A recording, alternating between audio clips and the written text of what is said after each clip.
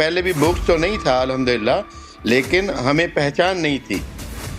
اب ہم اہل بیت مطہرات کی اور علی ولی اللہ کی گواہی دیتے ہیں. یہی ہمارا قصور ہے.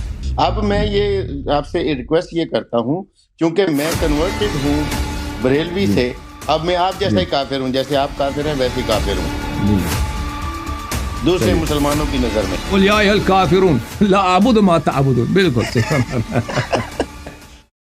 جی بسم اللہ. السلام علیکم. وعلیکم صحیح ہے السلام آپ کی؟ ورحمۃ اللہ وبرکاتہ. کیسے ہیں حضور؟ خیریت سے ہیں؟ الحمدللہ سر، اللہ آپ کو جزائے خیر دے اور اللہ آپ کی تھینک یو علم میں اور ہدایت میں اضافہ کرے انشاءاللہ. Thank you. کیا نام ہے آپ کا؟ میرا نام عبد الواحد ہے سر. میں یو کے میں ہوں، بیسیکلی پاکستان لاہور سے ہوں. واہ جی اور میں واہ. business ہن کرتا ہوں. تسانو ساڈے نال پنجابی وچ گل کرن سی. جت سر آپ منڈا آیا پشتو میں بات منڈا کر آیا لیں، وہ مجھے کوئی کہدا میں اعتراض پنجابی بھول گیا. پنجابی نہیں گل کر سکتا. سر، تسی پنجابی سلو گل کرو، تیز پنجابی نہ بولا کرو، ٹھیک ہے نا؟ صحیح ہے. جی بھائی جان، میں چلیں. اردو میں بات کروں گا.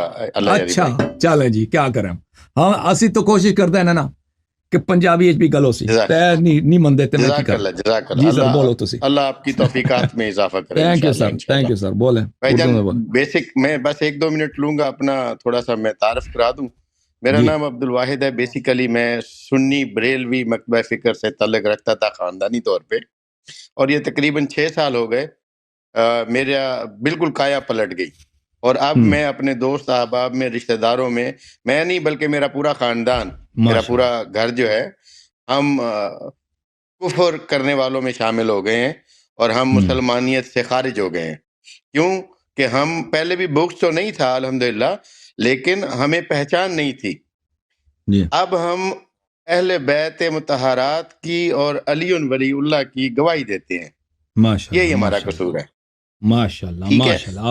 اب ہم سیکھنے والے مرحلے میں ہیں. اللہ نے آپ کو بہت علم دیا ہے، اللہ آپ کو بہت زیادہ جزا دے. میں آپ کے سنتا رہتا ہوں اور اس میں سب کچھ ہے. اب 2-3-4 چیزیں ہیں جو میں آپ سے صرف پوچھوں گا، کیونکہ ہم اس مکتبہ فکر سے آئے ہیں. جب ہم ادھر آ کے دیکھتے ہیں تو ہم کنفیوز ہو جاتے ہیں. جی سر.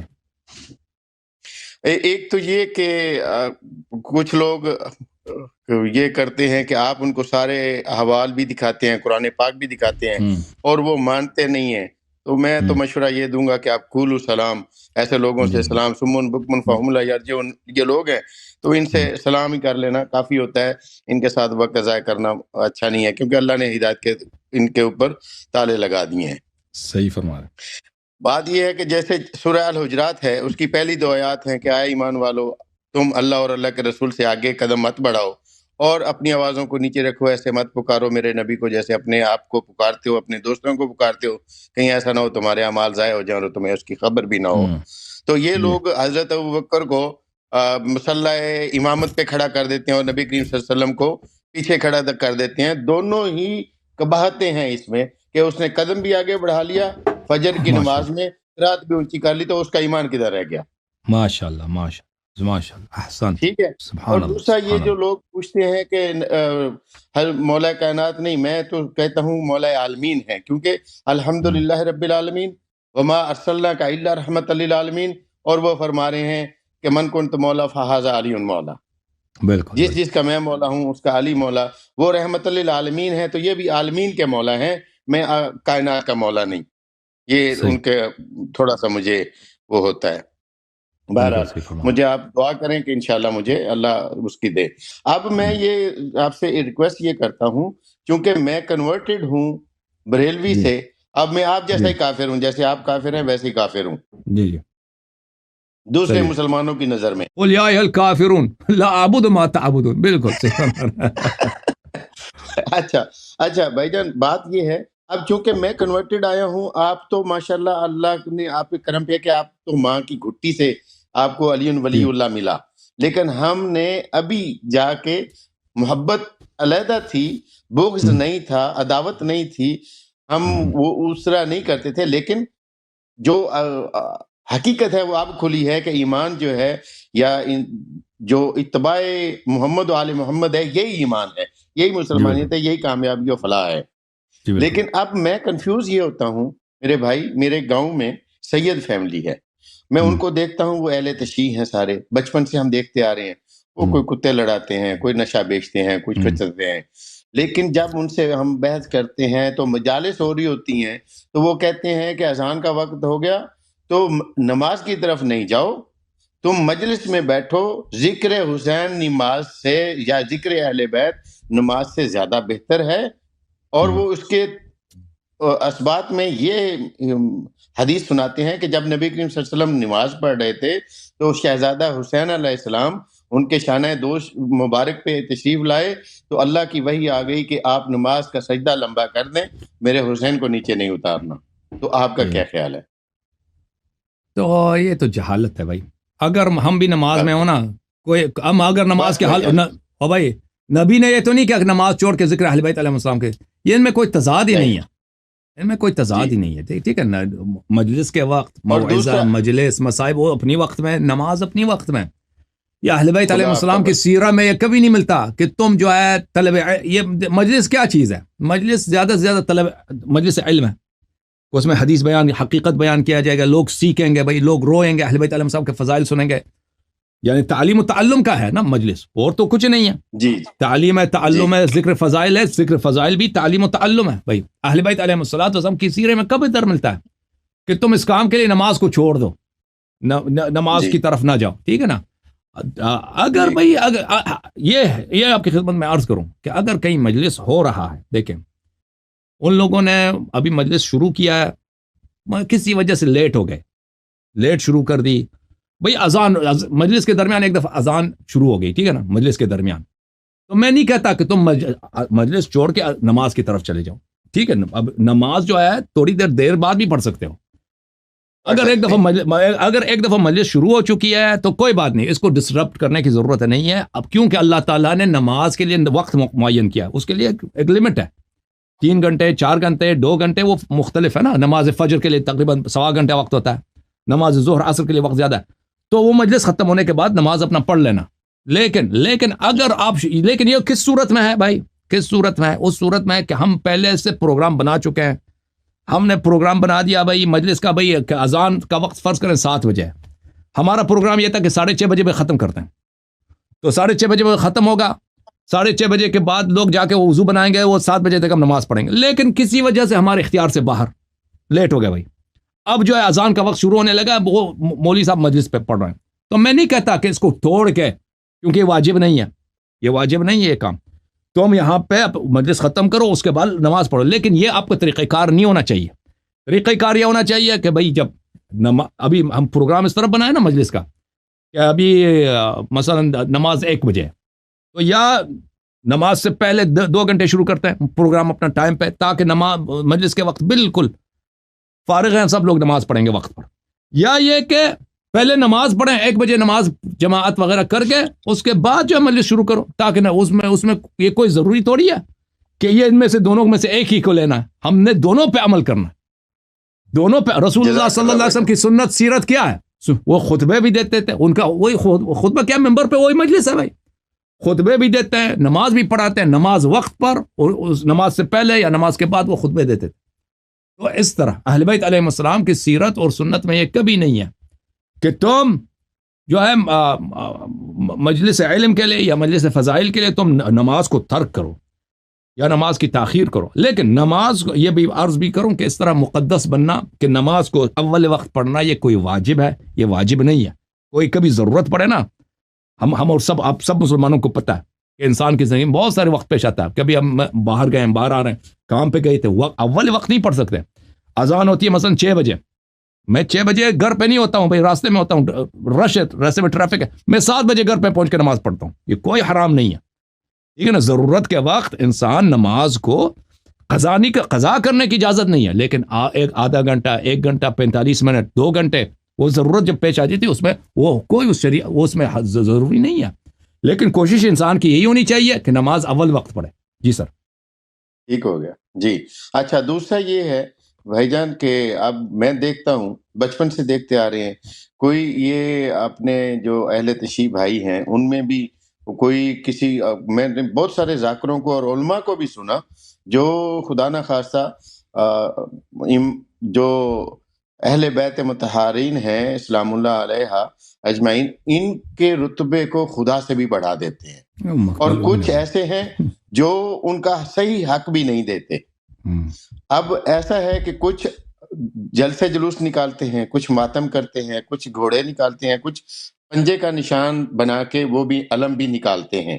تو آپ اس کے متعلق تھوڑا سا رہنمائی کریں، کیونکہ ہم نئے ہیں، ہمیں نہیں پتہ یہ جائز ہے یا ناجائز ہے۔ دیکھیں، جہاں تک عقیدے کا تعلق ہے اور مطالب بیان کرنے کا، فضائل بیان کریں گے نا، حق وہی ہے جو اللہ اور رسول صلی اللہ علیہ وسلم اہل بیت علیہ السلام نے فرمایا، ٹھیک ہے نا، ہم وہی بیان کریں گے، ہمارا عقیدہ وہی، اگر ہم شیعہ ہیں تو ہمارا عقیدہ یہی ہونا چاہیے جو اللہ اور رسول صلی اللہ علیہ وسلم اہل بیت علیہ السلام نے فرمایا۔ تو اہل بیت اللہ اور رسول صلی اللہ علیہ وسلم نے کبھی یہ نہیں بولا کہ وہ اللہ سے بھی بڑے ہیں، نستجیر باللہ، یہ کفر ہے۔ جو اس کا یہ عقیدہ ہے، اس کے کافر ہونے میں، اس کے نجس ہونے میں، اس کا دشمن خدا، دشمن رسول، دشمن اہل بیت علیہ السلام ہونے میں شک ہی نہیں ہے۔ وہ دنیا کا بدترین کافر ہے جس کا یہ عقیدہ ہے کہ وہ، یا جو مجلس ایسا پڑھتا ہے، جو مجلس ایسا پڑھتا ہے کہ وہ اہل بیت علیہ السلام کو اللہ سے آگے کر دیتے ہیں۔ تو یہ تو جہالت ہے، یہ نہ صرف جہالت ہے، یہ زندقہ الحاد ہے، بلا شک بلا ربی الحاد۔ میں مثال کے طور پہ ایک کوٹ کروں گا، جیسے عارف علوی ہے، عارف علوی کہ آصف علوی، اس نے نماز جمعہ کی آیت کی وہ جو ترجمہ کیا کہ جب نماز کے لیے ندا دی جائے تو اللہ کے گھر کی طرف دوڑ پڑو، نماز پڑھو کہ اللہ کا فضل تلاش کرو، اور پھر زمین میں منتشر ہو جاؤ اور اس کا فضل تلاش کرو۔ وہ کہتا ہے کہ یہ ایسے نہیں ہے، یہ ترجمہ غلط ہے۔ ترجمہ جو ہے وہ ہمارا اس طرح ہے کہ جب امام مہدی علیہ السلام کی طرف سے ندا دی جائے گی تو تم ان کی طرف دوڑو اور ان کی اتباع کرو، اور اس کے بعد یہ اللہ کا سب سے بڑا فضل ہے۔ تو لیکن جب کہ وہ آدھی آیت پڑھتے ہیں اور آدھی آیت کا ترجمہ نہیں کرتے، آدھی آیت کا ترجمہ کرتے ہیں آگے، تو اس نے لکھا ہے کہ نماز پڑھ چکو تو پھر اللہ کی زمین میں پھیل جاؤ اور اس کا فضل تلاش کرو۔ صحیح۔ تو کیا پھر مہدی علیہ السلام اللہ کا فضل نہیں ہے؟ اس سے بڑا کوئی فضل ہے جس کو تلاش کرنے کے لیے اللہ کہہ رہا ہے؟ عرض یہ ہے میرے بھائی، تو بہرحال عقیدہ انسان کا کیا ہونا چاہیے؟ وہ جو آل محمد علیہ السلام نے فرمایا، جو اہل بیت علیہ السلام کا عقیدہ ہے۔ دیکھیں، اور ہمیں بخوبی تو علم نہیں ہے اس طرح کہ ہر مسئلے میں ہم اہل بیت علیہ السلام کے اقوال کو جان لینا کہ وہ کیا فرماتے ہیں، یہ تو ہمارے لیے ممکن نہیں ہے۔ لیکن انسان کی جب نیت یہ ہو، دیکھیں یہ حدیث امام جعفر صادق علیہ السلام کہ ہر انسان، ہر شیعہ جو بھی یہ عقیدہ رکھے کہ وہ اپنا نیت اس طرح رکھے کہ اے اللہ، ان قولی فی جمیع ما بلی انی اقول فی جمیع ما بلی ان قولی قول آل محمد علیہ السلام فیما بلغنی عنہم فیما لم یبلغنی وفیما اسروا وفیما اعلنوا، کہ میرا عقیدہ آل محمد علیہ السلام والا عقیدہ ہے۔ جو باتیں انہوں نے باتیں نے ظاہر کیا اور جو باتیں انہوں نے ظاہر نہیں کیا، اور جو مجھے پہنچایا اور جو مجھے نہیں پہنچایا، نیت یہ ہو کہ جو رسول پاک صلی اللہ علیہ وسلم کا عقیدہ ہے، جو اہل بیت پنجتن پاک علیہ السلام کا عقیدہ ہے، جو 12 اماموں کا عقیدہ، وہی میرا عقیدہ ہے۔ ٹھیک ہے، میں ان کے سب باتوں کو نہیں جانتا، جو مجھے پہنچی ہیں، جو میں جانتا ہوں وہ تو ہے ہی ہے، جو نہیں ہے اس کا بھی میرا عقیدہ ہے، جو یہ کہے گا وہ اس کا عقیدہ صحیح ہوگا، ٹھیک ہے نا۔ تو عرض یہ ہے کہ انسان کا عقیدہ اس طرح ہونا چاہیے جو اہل بیت علیہ السلام نے فرمایا، فضائل میں سب کچھ میں، اور جو عقیدہ اس طرح خطبہ حضرات، ذاکرین حضرات، لوگوں کو وہ باتیں سنائیں جو حق ہے، جو اہل بیت علیہ السلام نے فرمایا ہے۔ اب وہ بس کوئی حدیث نقل کرنے سے پہلے، کوئی واقعہ نقل کرنے سے پہلے اس کو چیک کرو کہ وہ کسی کتاب میں ہے بھی کہ نہیں۔ تفسیر بالرائے نہ کرو اپنے آپ سے، ایسے باتیں من گڑت جو ذاکرین میں مشہور ہے۔ تو کیونکہ ذاکرین کا ماحول ایسا ہے کہ جو جتنا زیادہ غلو کرے گا، جو زیادہ مبالغہ کرے گا، لوگ اس کو داد دیتے ہیں، لوگوں کو مزہ آ جاتا ہے۔ تو یہ تو بالکل وہ ایک داد لینے کے لیے، پیسہ لینے کے لیے ایک ریس ہے، اور اکثر خطبہ کو اتنا پرواہ نہیں ہے کہ وہ سچ کہہ رہے ہیں جھوٹ کہہ رہے ہیں۔ تو اس لیے بہت سارے لوگ اس مسئلے سے گمراہ ہو جاتے ہیں اس مسئلے میں۔ تو دین وہی ہے بھائی، دین من گڑت نہیں ہے کہ ذاکرین کو اتھارٹی ہے کہ جدھر مرضی وہ جھوٹ بنا دیں۔ جی ہم تو نئے ہیں، ہم اس لیے کنفیوز ہو جاتے ہیں۔ اب یہ آپ تھوڑا سا ارشاد فرما دیں جلسے جلوس اور یہ ماتم اور عزاداری کے لیے بھی پلیز۔ اچھی بات ہے، آپ سن لیں، اللہ سن لیں، آپ سے خدا حافظی ابھی میں بتاتا ہوں، ٹھیک ہے نا۔ سلام ہے آپ کو۔ ایک سوال اور ہے بس، اس کے بعد میں اپنا عقیدہ بتاؤں گا آپ کو، پھر آپ جو مرضی۔ اچھا دیکھیں، عزاداری کے متعلق اہل بیت طاہرین علیہ السلام کے روایات جو ہیں بہت زیادہ ہے کہ عزاداری جو ہے رونا اور ان کے مجالس برپا کرنا، اس کا ثواب، اور کسی کو رلانا، اس کا ثواب بہت زیادہ ہے. اور اس کے علاوہ مصیبت کا اظہار کرنا اور بے قراری کا اظہار کرنا، ٹھیک ہے نا، جو حدیث میں وہی ہے کہ انسان کو یہ کہہ دے کہ بھائی میرے مولا پہ اتنا ظلم ہوا ہے. اب اگر ایک تقیے کی حالت ہے وہ الگ بات ہے کہ لوگ آپ کو قتل کریں گے، آپ ماتم نہیں کر سکتے، وہ الگ بات ہے. لیکن اگر آزادی ہے، جیسے آپ UK میں رہتے ہیں، ادھر آپ کو کوئی نہیں چھیڑتا، کہ آپ مثلا اس میں جو اہل بیت علیہ السلام نے فرمایا کہ بے قراری کا اظہار کرو. بے قراری یہ ہے کہ میں اپنے اہل خانہ کے ساتھ میں گلی میں نکلتا ہوں، اس کا نام ہے دستہ عزا. گلی میں نے بھائی سینہ زنی کیا، میں بے قراری کا اظہار کر، غم کا اظہار کرتا ہوں کہ میرے نبی صلی اللہ علیہ وسلم کی بیٹیوں کو اسارت میں لیا گیا، ٹھیک ہے نا، میرے نبی صلی اللہ علیہ وسلم کے صاحبزادیوں کو ان کو اسیر بنا. اوف، یہ اتنی مصیبت ہے کہ زمین پٹ جائے. تو یہ ابھی ہماری اور آپ کی بہن ہے، ٹھیک ہے نا، اگر ہمیں خبر ملے کہ آپ کی بیٹی کو کسی ظالم نے اٹھا کے لے کے یا بھائی اس کے سر سے اس کو مارا ہے، تو آپ تو کوئی غیرت مند آدمی ہے تو غم سے پٹ جائے گا اس کا کلیجہ، ٹھیک ہے نا. تو اگر یہ آدمی کوئی سنتا ہے اس طرح اس غم میں کہے کہ امام زین العابدین علیہ السلام کے مصائب، امام حسین علیہ السلام کے مصائب اس طرح ہیں، تو وہ غم کے اظہار کے لیے اگر وہ گلی میں نکلتا ہے، اس بات میں آ جاتا ہے کہ اہل بیت علیہ السلام نے فرمایا کہ غم کا اور بے قراری کا، بے چینی کا، ہمارے غم میں اس کا اظہار کرو. تو دستہ اعضا اس طرح ہے. تو یہ جو شیعہ نکالتے ہیں یہ کوئی غلط بات نہیں ہے، اہل بیت علیہ السلام کی تعلیمات کے موافق ہے. اب جو لوگ علم نکالتے ہیں، دیکھیں علم نکالنا، یہ علم جو ہے رسول پاک صلی اللہ علیہ وسلم کا علم ہوتا تھا، اور امام حسین علیہ السلام کا علم تھا روز عاشور. یہ علم جو ہے ائمہ علیہ السلام کی سنت ہے. اگر ان کی یاد میں شیعہ جو ہے علم رکھتے ہیں، گھر میں علم نکالتے ہیں، تو اس سے کوئی منع نہیں، یہ ایک جائز چیز ہے، بلکہ ایک اچھی بات ہے. علم سے میرا علم سے نہیں سوال تھا، جو پنجہ عباس علیہ السلام کا بناتے ہیں، پنجہ جو ہے نا، پنجہ جو ہے یہ اس کا روایات میں کچھ نہیں ملتا، اس کا روایات. اب پنجہ جو ہے شیعوں نے رکھنا شروع کیا، مجھے نہیں معلوم کب سے شروع کیا، لیکن حضرت عباس علیہ السلام کے دست مبارک جو ہیں قلم ہوئے تھے نا، ان کے دست مبارک یہ تو مختلف مقاتل میں ہے، اور وہ بھی جنگ نہیں فرما رہے تھے، وہ پانی لانے میں، انہوں نے پیاسوں کے لیے پانی لانے میں. تو اگر شیعہ ان کے اس علامت کے طور پر کہ علم کے ساتھ یہ علم کا جو وارث ہے، اس علم کا جو اصلی علمدار تھا، اس کے دست مبارک جو ہے کٹ گئے تھے، تو یہ اس سے کوئی منع نہیں ہے اہل بیت علیہ السلام کے مذہب میں. جی ٹھیک ہے نا بھائی. اب میں آپ کو اپنا عقیدہ بتا دیتا ہوں بھائی جان. جی سر بتائیں. جو میں نے ابھی سیکھا سنا، جو الحمدللہ نبی کریم صلی اللہ علیہ وسلم نے فرمایا کہ میری حیثیت اے علی، آپ کی میرے ساتھ آپ کی حیثیت وہ ہے جو موسیٰ کے ساتھ ہارون کی تھی. جیسے ہارون کی اتباع اس قوم پہ لازم تھی، واجب تھی، اسی طرح مولا کائنات کی، مولا عالمین کی بھی ہے. اور کہا کہ اے علی، تو اس بات پہ خوش نہیں ہے کہ دنیا اور آخرت میں تو میرا بھائی ہے. بالکل. اور کہا کہ انا مدینہ تو علمھا علی بابھا.